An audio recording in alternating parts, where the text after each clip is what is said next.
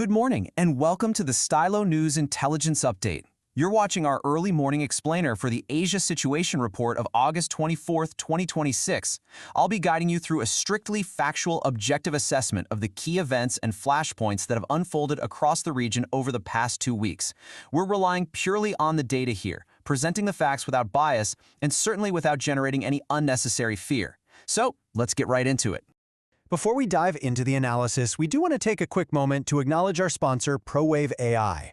They're the developers behind Stylo Intel Ops, which is the incredibly advanced AI-powered open-source intelligence program that actually provides the foundation for all of our reports. They're also the creators of Stylo News, the commercial app you can find on the web and on your mobile devices, bringing all this critical information directly to you. Today's situation report covers 5 main areas. First, maritime coercion involving China and Taiwan. Second, calibrated escalation in North Korea. Third, border tensions in South Asia. Fourth, internal instability in Southeast Asia. And finally, our outlook and key watch points for the days ahead. Let's start with part 1, China and Taiwan and the ongoing maritime coercion. Taking a look at the Taiwan Strait and the South China Sea, the absolutely crucial takeaway from our intelligence sources right off the bat is this. Despite all the posturing we've seen from Xi Jinping's administration, a direct, immediate, large-scale invasion of Taiwan remains highly unlikely in the near term. The facts on the ground just don't show the mass amphibious embarkation or the broad reserve mobilization that you'd absolutely need for an imminent assault. The logistics literally just aren't there right now.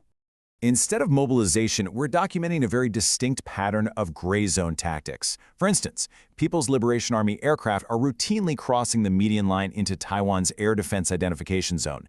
Interestingly, Beijing also recently used a localized typhoon as a pretext to enact maritime traffic controls in the strait, which is a rather clever, opportunistic jurisdictional probe.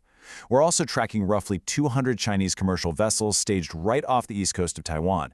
In response to all this, Lai Ching-te's administration has just concluded the Hanquang 42 exercises, which heavily prioritized realistic anti-blockade and civil defense scenarios. So what we're seeing is both sides digging in for a game of blockade readiness, not mass mobilization for an immediate war.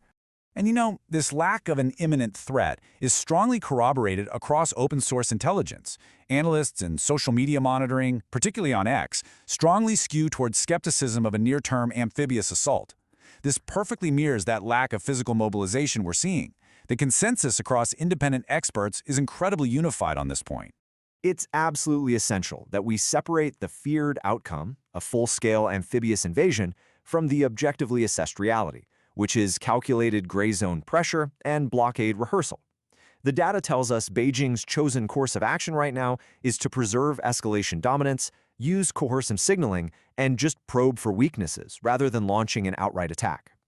Moving on to part 2, North Korea, and what we're calling calibrated escalation. On August 20th, Kim Jong-un's regime fired a coordinated salvo of approximately 10 short-range ballistic missiles right from the Pyongyang region. They splashed down in the East Sea, also known as the Sea of Japan, deliberately falling just outside of Japan's exclusive economic zone. This is a significant kinetic indicator. It demonstrates sustained North Korean readiness and serves as an unmistakable strategic flex in the region. This actually reveals a really fascinating duality in Pyongyang's current playbook.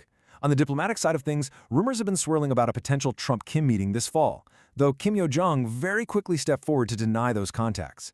But militarily, those 10 ballistic missiles were testing trajectories specifically designed to complicate and evade existing Allied radar coverage. It's a classic North Korean maneuver, really. They paired diplomatic smoke with localized weapons testing to build up their bargaining leverage and carve out strategic space.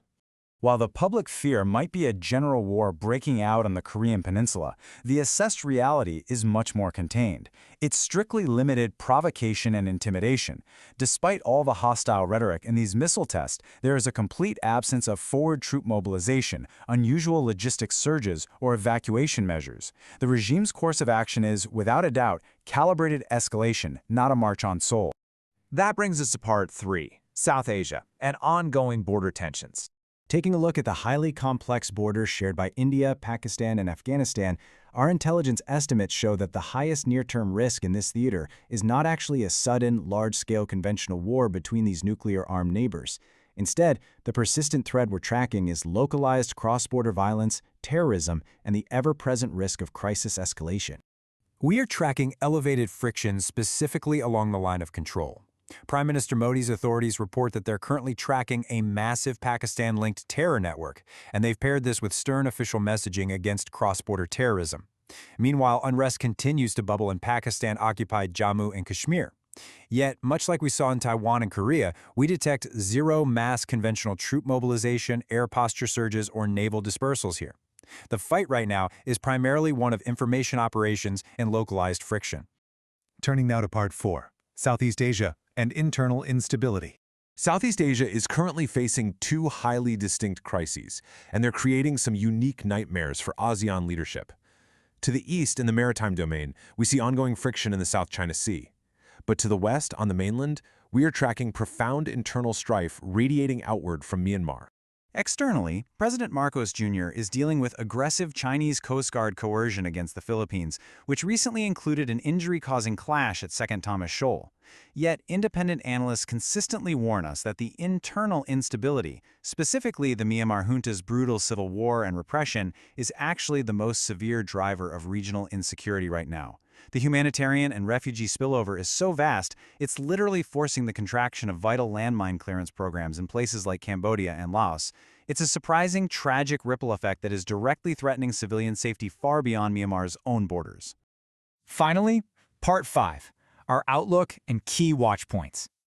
Based strictly on the data we've gathered, here is your objective outlook for the days ahead. In the Taiwan Strait, expect continued administrative traffic controls acting as gray zone maritime probes. On the Korean Peninsula, watch closely for the possibility of more missile salvos testing Allied radar.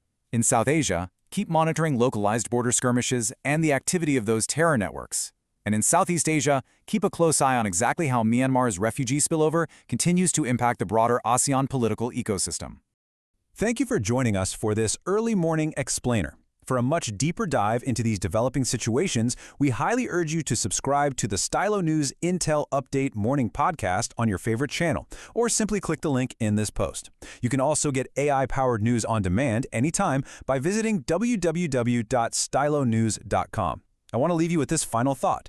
As these localized, carefully calibrated gray zone strategies increasingly become the new normal, at what point do these minor provocations trigger a major, uncalculated global realignment?